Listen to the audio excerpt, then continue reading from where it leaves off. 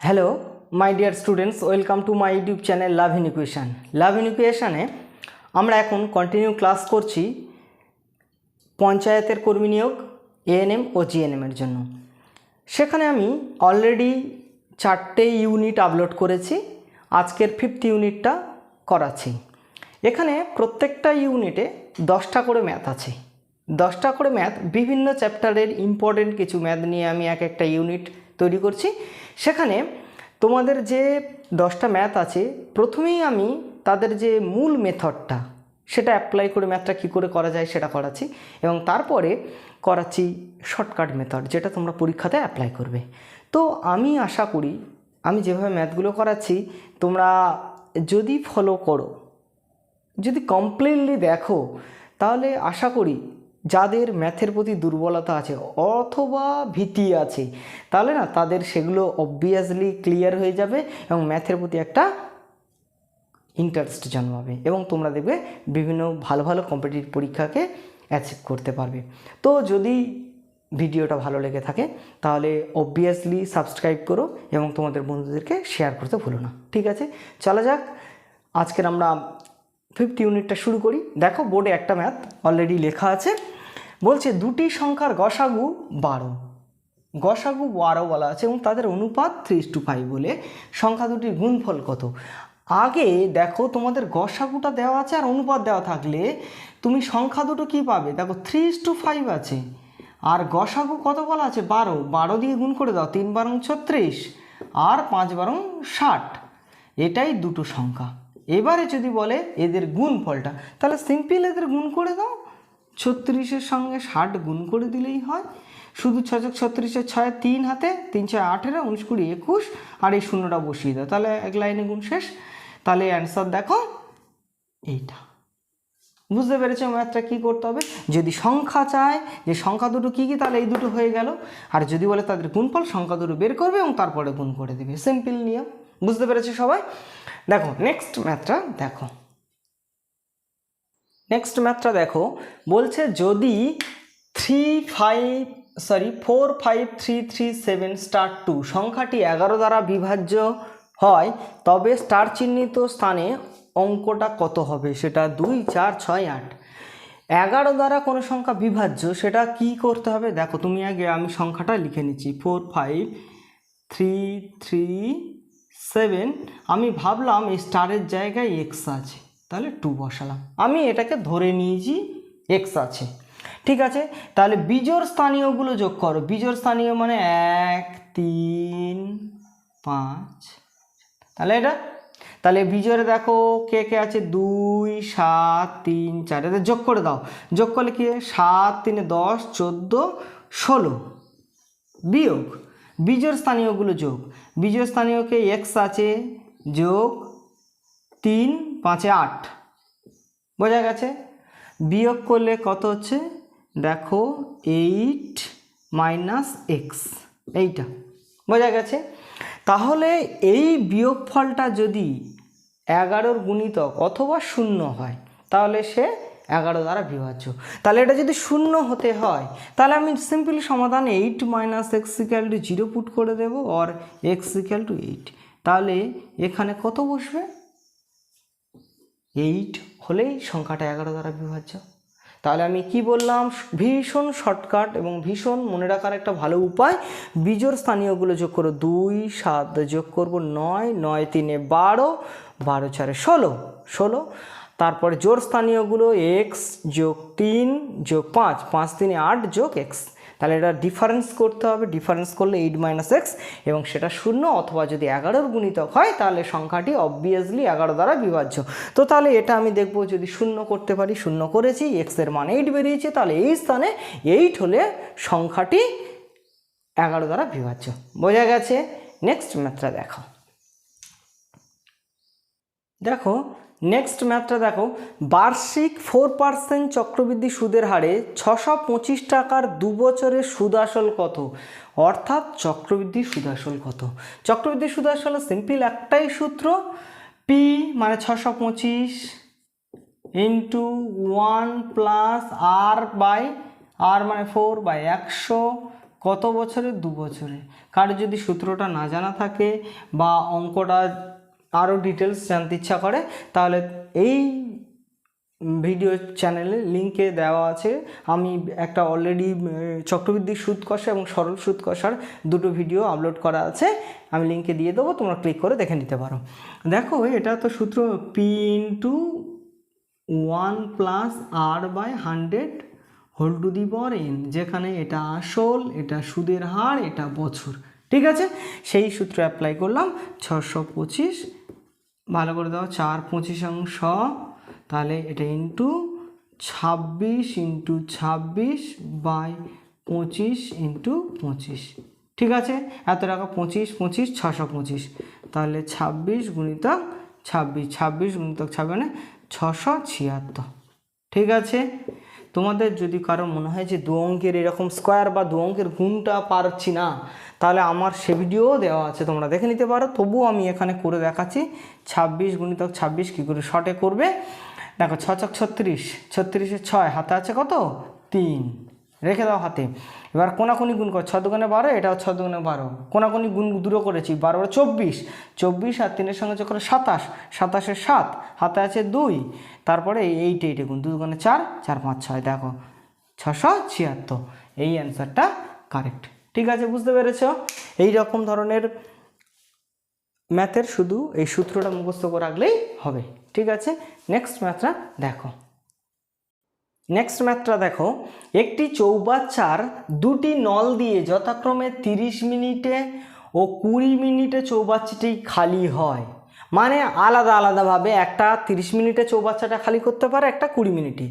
দুটো নল একসাথে খুলে দিলে ভর্তি চৌবাচ্চাটি খালি হয় কতক্ষণে? এই রকম ম্যাথ করতে গেলে একটাই নিয়ম।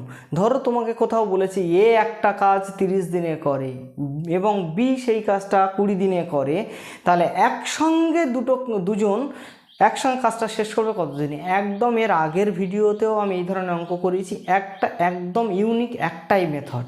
কি করেছি? সময়। তাহলে দেখো সব মিনিটে আছে, তাই আমি এই অ্যান্সারগুলো সবাই মিনিট লিখিনি, একটা মিনিট লিখলাম, মানে উত্তরটা তোমার মিনিটে আনতে হবে।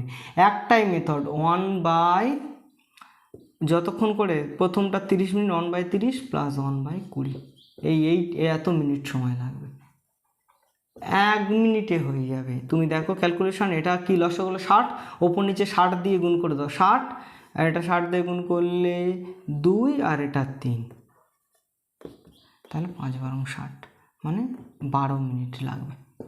বুঝতে পেরেছ? একদম কাজের ক্ষেত্রেও কিন্তু তাই 1 বাই দিয়ে করে দেবে, একটা একটা করে হলে।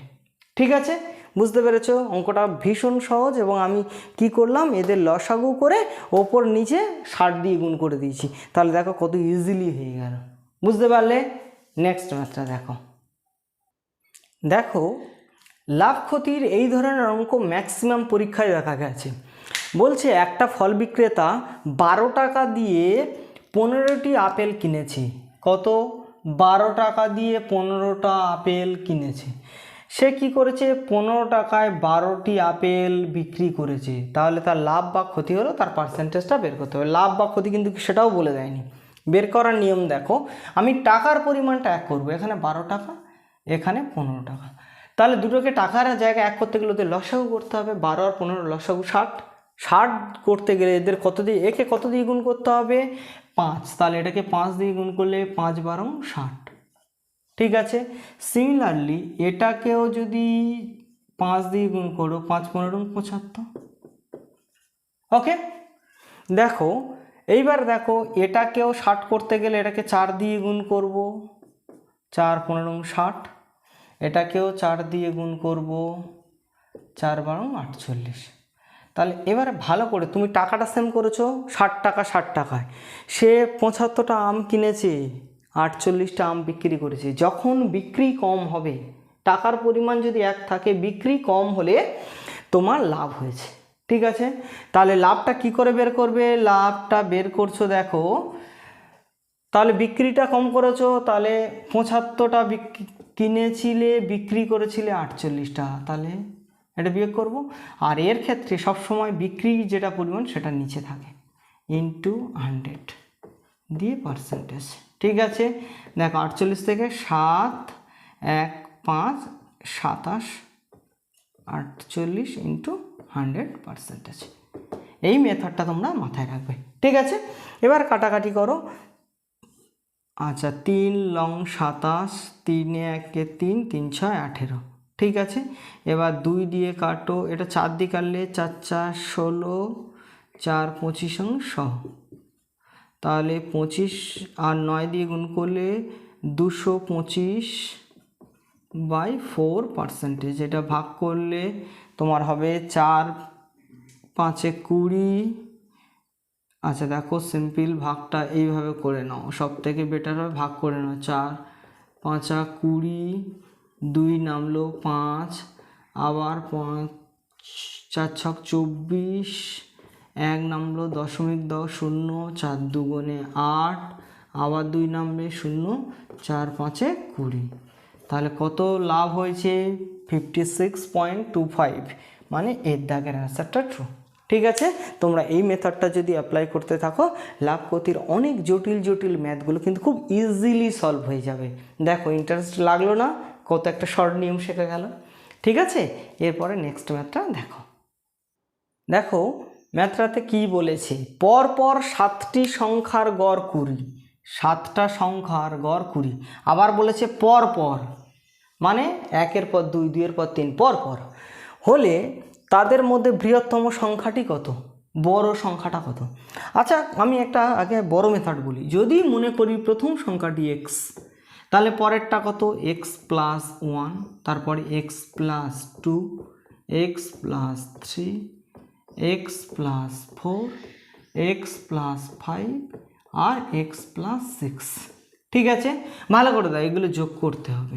যোগ করলে কটা x পাবো? 1টা 2টো 3টে 4টে 5টা 6টা 7টা x, তাহলে 7x প্লাস 1 থেকে 1 2 3 4 5 6 গুণ হবে, সরি যোগ হবে, তাহলে 1 2 3 6 পর্যন্ত যোগ, ঠিক আছে। এটা সমান কি হবে? দেখো তোমার 7টা সংখ্যার গড় 20 বলেছে, তাহলে তাদের সমষ্টি কত? 7 গুণিতক 20, সিম্পল ব্যাপার। এবার ভালো করে দেখো 7x। আচ্ছা স্বাভাবিক সংখ্যার যোগফলের সূত্র কি শিখিয়েছিলাম? যারা জানো না আবার আমি লিখে দিচ্ছি। দেখো 1 থেকে n পর্যন্ত সংখ্যার যদি যোগফলটা কি, কটা টার্ম আছে? nটা টার্ম আছে, তাহলে n ইন্টু প্রথম টার্ম আর শেষ টার্ম যোগ করবে বাই 2। বোঝা গেছে? এই নিয়মটা কিন্তু সবাই লিখে রাখো, নাহলে কিন্তু আবার ভুলে যাবে, ঠিক আছে। আমি মুছে ফেলছি। এবার দেখো এই সূত্রটা এখানে অ্যাপ্লাই করব কীরকমভাবে। তাহলে কত সংখ্যা? 6টা, প্রথম সংখ্যাটা 1, শেষ সংখ্যাটা 6/2, তাহলে এটা গুণ করলে 140 আর 7x প্লাস, তাহলে কাটাকাটি করলে 3 3 7 21, 140, তাহলে আর 7x ইকুয়াল টু 140 বিয়োগ 21, 40 বিয়োগ 21, 7x ইকুয়াল টু 9 2 3 1 1 और x ইকুয়াল টু 1 1 9/7, মানে কাটাকাটি করলে 7 1 7 7 7 49 17, ঠিক আছে। তাহলে বৃহত্তম সংখ্যাটি কত? x প্লাস 6, তাহলে x এর মান যদি 17 হয় তাহলে 17 যোগ 6 তাহলে 23, তাহলে ডি দেখের অ্যান্সারটা কারেক্ট, ঠিক আছে।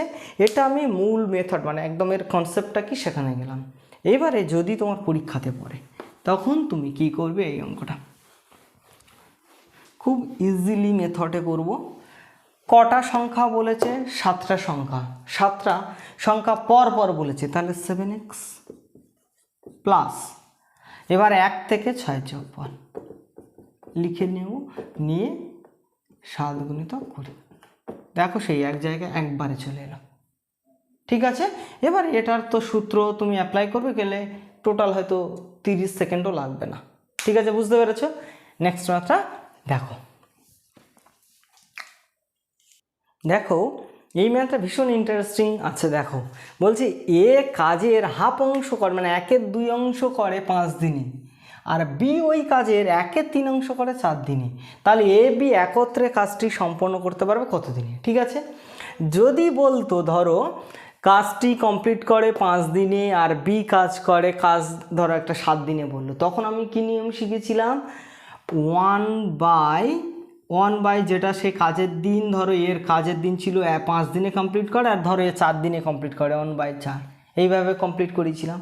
যদি এখানে দেওয়া থাকতো একাংশ এবং একাংশ, অর্থাৎ মোট কাজটা যদি আলাদা আলাদাভাবে এ 5 দিনে করতো এ 4 দিনে করতো, তাহলে এইভাবে করেছিলাম। কিন্তু এখানে নিয়মটা জাস্ট একটু চেঞ্জ করব। কেমন দেখো, আমি একটু আগে মূল মেথডটাই করিয়ে দিই।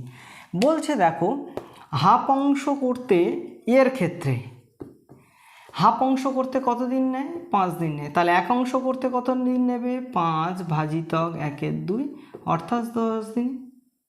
বির ক্ষেত্রে দেখো 1/3 অংশ করতে সময় লাগে 4 দিন, তাহলে এক অংশ করতে সময় লাগবে 4 ভাজিতক 1/3 দিন অর্থাৎ 12 দিন। ঠিক আছে, তাহলে এদের মোট দুজন একসঙ্গে কাজ করলে কত দিন লাগবে, তাহলে 1/10 যোগ 1/12 1/, তাহলে এত দিন একবারে বেরিয়ে যাবে। এটাই মূল মেথড।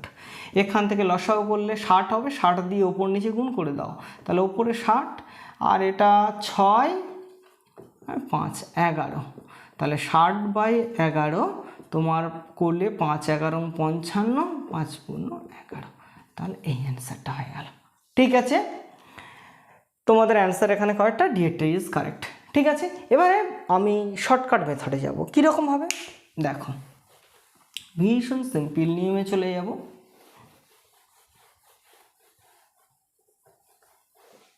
আমি কি বলেছিলাম, 1/, তাদের দিন সংখ্যাটা 1/, করে দেবো, তাই তো। তাহলে দিন সংখ্যাটা দেখো 1/, এটা কত, 5 দিন। ঠিক আছে, 5 দিন আছে। তুমি এটাকে কি করবে, জাস্ট এটা দিয়ে ভাগ করে তারপরে বসাবে। মানে কি, তুমি দেখো কি করছো, তাহলে 5 ভাজিতক 1/2, বোঝা গেছে। মানে কি, আমি কাজটা একবারে করে নিচ্ছি।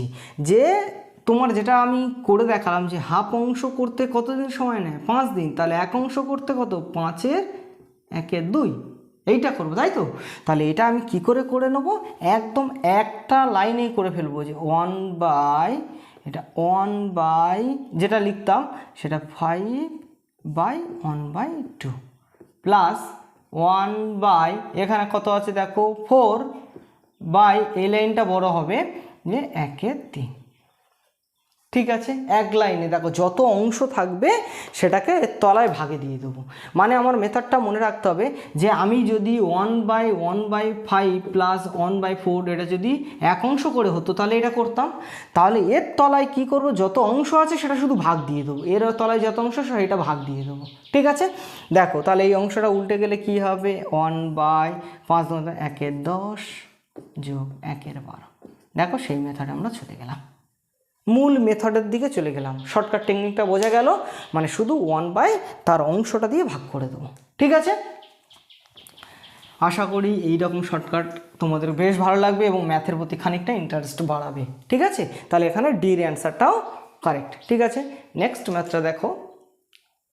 দেখো এই ম্যাথটা দেখো, বলছে কি, যদি কোনো আসল চক্রবৃদ্ধি সুদের হারে 2 বছরে সুদে আসলে 4 গুণ হয়, যা টাকা দিয়েছিল 2 বছর খেটে টোটাল টাকার 4 গুণ হয়েছে, তাহলে বার্ষিক সুদের হার কত জানতে চেয়েছে, মানে 8টা বের করতে বলেছে। তাহলে মনে করি তোমার আসলটা পি, তাহলে তার সূত্র 1 প্লাস 8টা সুদের হার জানতে চেয়েছে r/100 হোল টু দি পাওয়ার, কত বছর খেটেছে 2 বছর, মানে 2 = 4 গুণ হয়, আসলে 4 গুণ হয়ে গেল। পিপি কেটে গেল, তাহলে 1 প্লাস r/100 স্কোয়ার বর্গমূল করে দাও, তাহলে 2। ঠিক আছে, 4-এর বর্গমূল করলে 2, তাহলে r/100 সমান 2 বিয়োগ 1 মানে 1, তাহলে r = 100।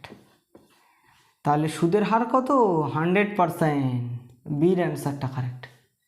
দেখো কত ইজি, যত গুণ বলবে তত গুণটা ডান দিকে বসিয়ে দেবে, সূত্রটা বসিয়ে দেবে, পিপি কেটে যাবে, তারপরে যেটা মাথায় থাকবে, যেহেতু 4 মানে 2 স্কোয়ার, স্কোয়ার কেটে গেলে এটা = 2, তাহলে এই 1টা ওপারে গেলে বিয়োগ হবে, 2 বিয়োগ 1 মানে 1, আর r ইকুয়াল টু 100।